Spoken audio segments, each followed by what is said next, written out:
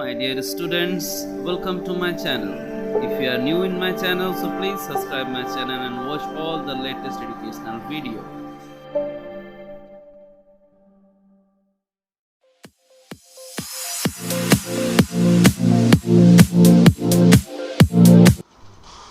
Okay, my dear students, so as you know that first part of this particular chapter, the last lesson I have already uploaded, and I hope so you have gone through it. तो आज हम लोग second part पढ़ेंगे और आगे बढ़ेंगे और समझेंगे जो भी चीज़ इस चैप्टर में बची हुई है. Okay, so let's begin with the next part. और आप लोग प्लीज़ फर्स्ट पार्ट को अच्छी तरह से समझ लीजिएगा, then only this second part you can understand. Okay, तभी आप लोग इस पार्ट को अच्छी तरह से समझ पाएंगे और आंसर्स जो भी क्वेश्चंस आएंगे आपके बोर्ड के एग्ज़ाम में, that you able to answer it very properly without any problem. Okay, so let's start with the next part.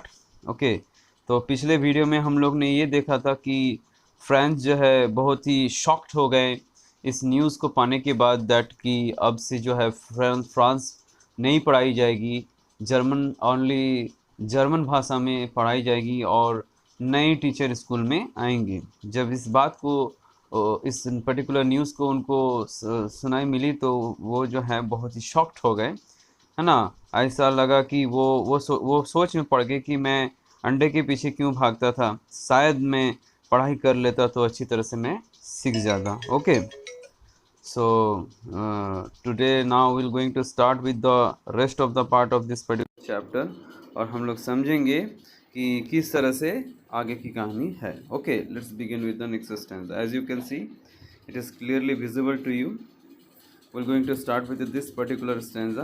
Okay, चलिए मैं थोड़ा सा with this one. Okay, yeah, let's start with this. My book that had seemed such a nuisance a while ago, so heavy to carry.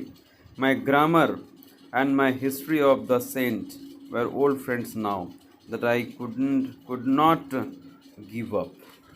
तो इस particular stanza में वो paragraph में वो ये बोल रहे हैं कि जो बुक वो ले जाते थे वो एक न्यूसेंस लगती थी, उसको एक बर्डन लगती थी. As you can see here it is written, वो जो बुक्स सब जो वो लेकर जाते थे, that was a nuisance for him. वो एक प्रॉब्लम थी, एक बर्डन थी उनके लिए. ठीक है, वो बहुत भारी लगती थी उनको. ठीक है, उनके ग्रामर बुक, उनके हिस्ट्री बुक. बट आज जो है वो सारे उनके दोस्त हो चुके हैं और उनको ये लगता है कि अब वो उस चीज़ को वो छोड़ ही नहीं सकते हैं. ठीक है, नाउ मीन्स अब उनको फ्रेंच को ये रियलाइजेशन हो रही है कि इस बुक्स का क्या इम्पोर्टेंस है.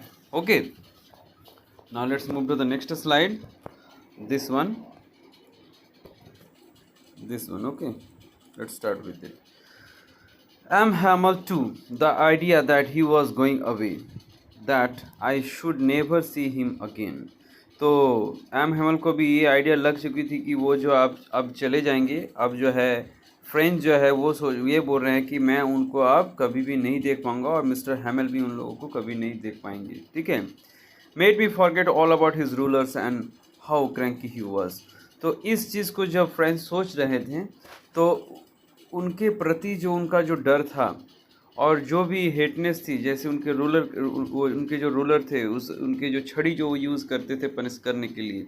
ठीक है, उनका जो एक cranky means strange short temper, जो तुरंत गुस्सा जाते थे, वो सारा चीज़ वो भूल गए, है ना. वो सारा चीज़ अब उनको याद ही नहीं रहा कि वो किस तरह के व्यक्ति थे, कितने स्ट्रिक्ट थे, क्या पनिशमेंट उन्होंने दी है, ये सारा चीज़ वो भूल गए. जब ये महसूस हुआ कि अब further more they will never going to meet again.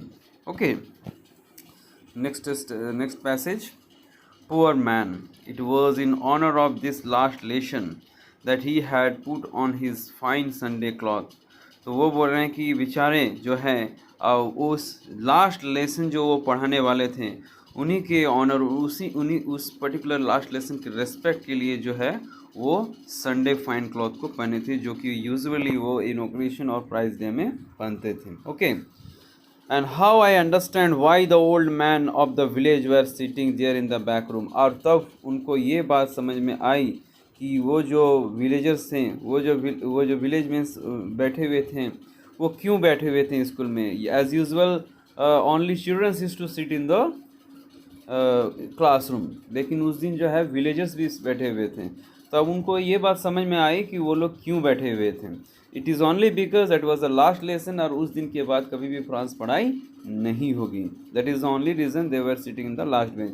Question में come in this way that, question किस तरह से आ सकती है कि why the villagers were sitting in the last bench of the classroom. So you have to answer in this way, as it was the last lesson which Mr. Hamel want to teach us, because the order has came from the Berlin that from the now no French will be taught to the students, only German language they are going to teach in the class, and a new teacher will going to come. So as to give a respect to the last lesson, everybody want to understand the last lesson which will going to be taught by Mr. Hamel. So this is the reason why the old villagers were sitting in the last bench. Okay, ये very easy है, आप लोग इस तरह से किसी भी प्रश्न का उत्तर दे सकते हैं। चलिए अभी हम लोग इस लास्ट पैसेज को देखेंगे स्लाइड्स के। It was because they were sorry to that they had not gone to school more. और वो बोल रहे हैं कि वो लोग सॉरी, अब गिल्टी फील कर रहे हैं कि वो लोग कभी स्कूल नहीं गए फ्रेंच सीखने के लिए। It was their way of thanking our master for his 40 years of faithful service and showing their respect for the country that was there no more. और वो लोग ये दिखाना चाहते थे कि वो मिस्टर हैमिल को एक रेस्पेक्ट देना चाहते थे, क्योंकि उन्होंने अपने लाइफ के 40 years इस टीचिंग लाइन में सर्व किए बच्चों को पढ़ाने के लिए, और अपने कंट्री के रेस्पेक्ट के लिए, अपने कंट्री लैंग्वेज के रेस्पेक्ट के लिए वो लोग जो है उस दिन स्कूल को अटेम्प्ट किए। Okay, now let's move to this particular. While I was thinking of all this I heard my name called. तो जब वो इस सारे चीज़ों को सुन रहे थे तो उनका नाम मिस्टर हैमेल ने पुकारा। ओके, चलिए अभी हम लोग देखेंगे कि क्या है नेक्स्ट पर्टिकुलर स्लाइड्स में। It was my turn to recite. अब जो है रेसिट करने का पार्टिसिपल्स रूल, वो किनका टर्म था, वो फ्रेंच का टर्म था। ओके, फ्रेंच का टर्म था। अब फ्रेंच जो है, फ्रेंच को ये रेसिट करना था। तो चलिए अभी देखेंगे कि क्या है, क्या हुई आगे। What would I not have given to be able to say that dreadful rule for the participle। वो जब पार्टिसिपल के बारे में सोची, वो एक dreadful rule, that means frightening है ना। वो डर गए कि वो तो पार्टिसिपल जानते ही नहीं, कुछ भी नहीं जानते, तो क्या बोलेंगे। Very loud and clear and without one mistake, जो कि उनको लाउड और क्लियरली बोलना था, कोई भी बिना मिस्टेक का। तो वो बेचारे डर गए कि किस तरह से जो है वो जवाब देंगे, क्योंकि उनको इस रूल के बारे में पता ही नहीं था। Okay, now come to this particular one.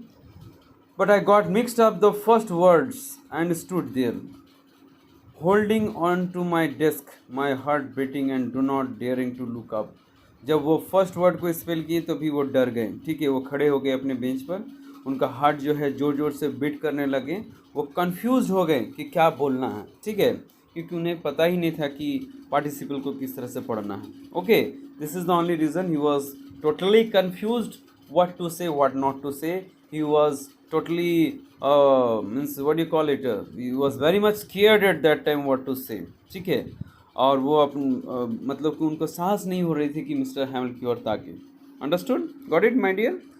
चलिए हम लोग आगे बढ़ेंगे नेक्स्ट पैसेज की ओर। This one, I heard M Hamel say to मी। वो सुने कि मिस्टर हैमिल ने उनको कुछ बोला। I won't scold you little French, you must feel bad enough. तो मिस्टर हैमिल ने जब वो उनका जवाब नहीं दे पाए तो मिस्टर हैमिल ने वो अनयूजुअल तरीके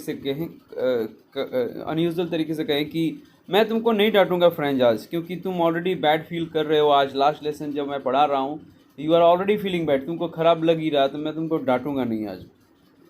सी how it is every day we have said to our self, देखो हम लोग हर एक दिन ये अपने आप से बोलते हैं, वाह I have plenty of time, हम लोग ये बोलते हैं कि हमारे पास बहुत समय है, this one we have plenty of time, I will learn it tomorrow, और हम लोग ये बोलते हैं कि हमारे पास बहुत समय है, मैं कल इसको पढ़ लूँगा। And now you see where we have come out, और आप लोग अभी देख सकते हैं कि हम लोग किस जगह पर पहुँचे हैं। हमारे पास अब इतना टाइम ही नहीं बचा कि अब हम लोग फ्रांस पढ़ पाएँ, फ्रेंच लैंग्वेज को पढ़ पाएँ। ओके चलिए अभी थोड़ा सा हम लोग ऊपर करते हैं इसको। Coming to this particular passage, देखते हैं इसमें क्या है।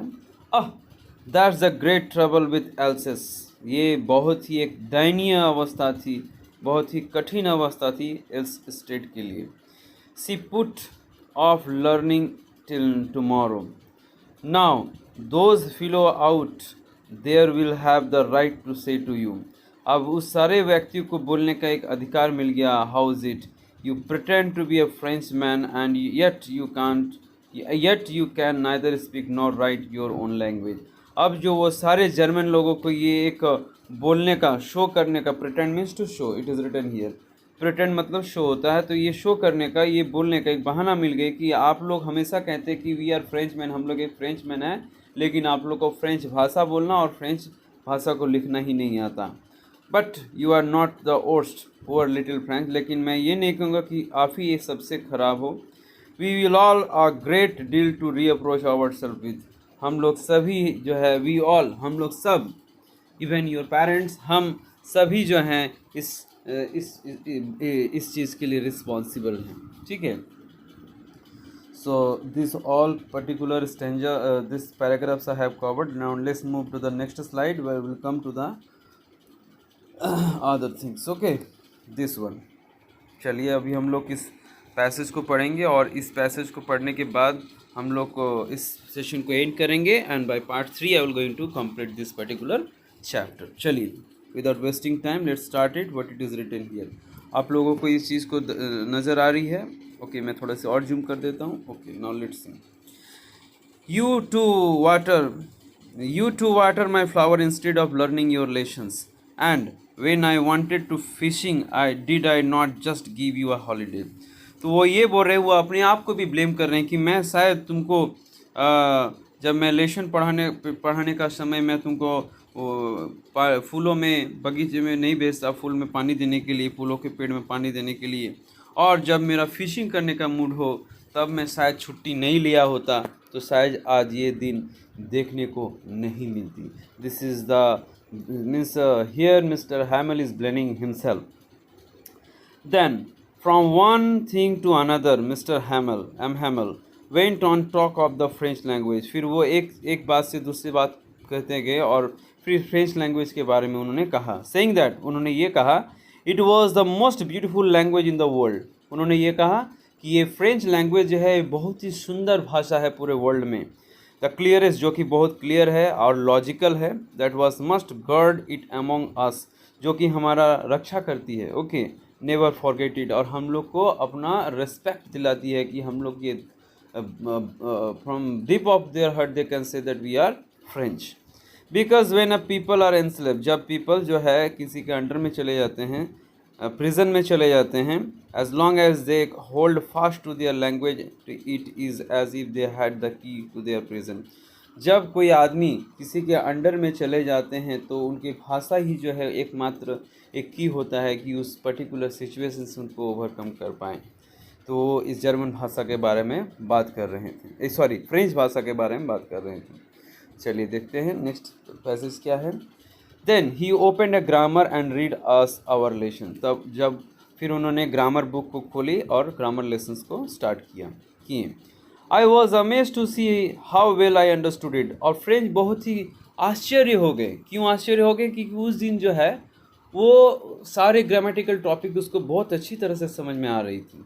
All he said seem too easy, जो भी मिस्टर हैमल बोल रहे थे वो बहुत ही ईजी लग रही थी। So never explain, I think too that I had never listened so carefully and that he had never explained everything with so much patience। उनको ये लगा कि वो जो है कभी ध्यान से मिस्टर हैमल का बात समझे ही नहीं। ओके और जो है कभी पेशेंस से और ये भी है कि मिस्टर हैमल जो है वो कभी पेशेंस, इतना पेशेंस है कभी बच्चों को नहीं पढ़े। वो बहुत ही शॉर्ट टेम्पर्ड थे, ठीक है, लेकिन आज जो है उनका पढ़ाने का तरीका बहुत ही अलग था, बहुत ही शांतिपूर्वक, बहुत ही पीसफुल तरीके से वो बच्चों को समझा रहे थे। It seemed almost as if the poor man wanted to give us all he knew before going away and to put it all into our head at one stroke. ये उनके एक्सप्लेनेशन में ये देखने को मिल रही थी कि वो आज लास्ट दिन आज ही हम लोग को सारा चीज़ देना चाहते थे और सभी के माइंड में सेट कर देना चाहते थे, जो भी ग्रामर, फ्रेंच लैंग्वेज में जो भी ग्रामेटिकल्स रूल्स हैं। तो वो बहुत अच्छी तरह से पढ़ाते हैं, बहुत ही पीसफुल तरीके से पढ़ा रहे थे ताकि सारे बच्चों को अच्छी तरह से समझ में आ जाए। Okay, see here you can see the word meaning at one stroke means at once in one go, मतलब एक ही बार में सारी चीज़ को समझा देना। ओके, चलिए थोड़ा सा इसको आगे बढ़ते हैं और इस पर्टिकुलर चैप्टर को धीरे धीरे ख़त्म करेंगे अभी हम लोग। आफ्टर द ग्रामर, जब ग्रामर पढ़ाई हो गई, we had a lesson in writing. अब जो है ग्रामर पढ़ाने के बाद राइटिंग में वो राइटिंग क्लास शुरू होने को थी। That day M Hamel had new copies for us. उस दिन एम हेमल के पास, मिस्टर हेमल के पास न्यू कॉपीज़ थी बच्चों के लिए। Written in a beautiful round hand, France Alsace. बहुत अच्छी तरह से कैलीग्राफी करते हुए फ्रांस एल्सेस उन्होंने लिखा। They had like a little flag floating everywhere in the school room. ऐसा लग रहा था कि जो फ्रेंच का जो फ्लैग है वो फ्लोट कर रहे हैं, उड़ रही है क्लासरूम के अंदर में। Hung from the rod at the top of our desk, मतलब पूरे क्लास में ऐसे ही नज़र आ रहा था कि जो है फ्रांस का फ्लैग उड़ रही है। You ought to have seen how everyone set to work and how quiet it was. The only sound was the scratching of the pens over paper. वहाँ पर बहुत ही शांति वातावरण थी, कोई एक दूसरे से बात नहीं कर रहे थे, बस सिर्फ जो भी पेन से वो लिख रहे थे उन्हीं का आवाज़ आ रहा था। मतलब स्क्रैचिंग ऑफ पेन, जब हम लोग पेन से लिखते हैं इस तरह से तो एक आवाज़ आती है पेन जब अगर पूरे क्लास में साइलेंस हो तो आप अगर पेन से लिखेंगे तो उसका एक आवाज़ आती है। In the same way there was only sound of the scratching of the pen. Okay, paper में जो लिख रहे थे उसी चीज़ का आवाज़ आ रही थी। क्यों आ रही थी? Because all are very silent and they are all are writing the things. One some beetles, देखते हैं इसके बाद के बारे में चर्चा करेंगे। दिस वन, ये पैसेज के बारे में। One some beetles flew in but nobody paid any attention to them. एक समय क्या हुआ कि एक लार्ज सा इंसेक्ट जो है पार हो गई, लेकिन उसकी तरफ कोई ध्यान ही नहीं दी, कोई अटेंशन नहीं दिए। Not even a littlest one who worked right on the tracing their fishes hook. Even जो एक sketching their claws, that means you can say जो और भी काम करने वाले व्यक्ति थे जो कि दूसरे काम कर रहे, उन्होंने भी ये ध्यान नहीं दिया। As it that was a French too, और वो भी एक, मतलब कि देखिए यहाँ पर ये बताई जा रही है, देखिए this one, not even the littlest one, this one, where it is, this one, हाँ, nobody paid any attention to them, not even the littlest one. This means you can see here it is written, it is refers to a pigeon. वो एक pigeon bird को refer कर रही है कि pigeon भी जो है इस चीज़ को ध्यान नहीं दिए।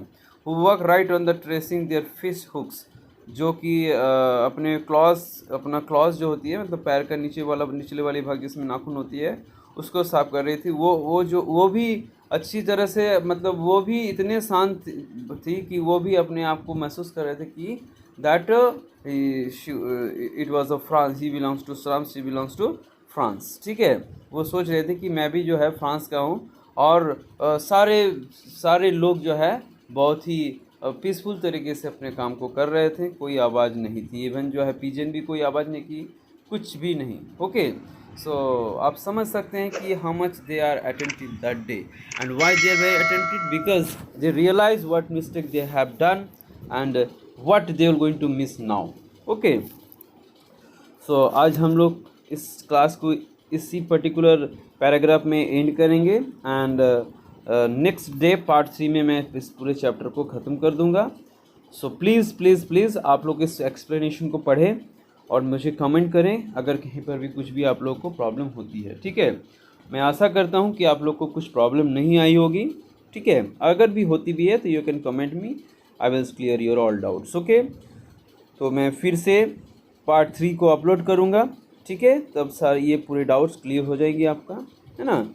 And then in between I also going to continue with your writing section class. Okay, don't worry, I will upload all the things one by one. You no need to worry about anything in English. Okay my dear, so आज के लिए इतना ही. Thank you for listening me. All the best for your upcoming exams. We will meet again tomorrow. Thank you. Goodbye. Good night.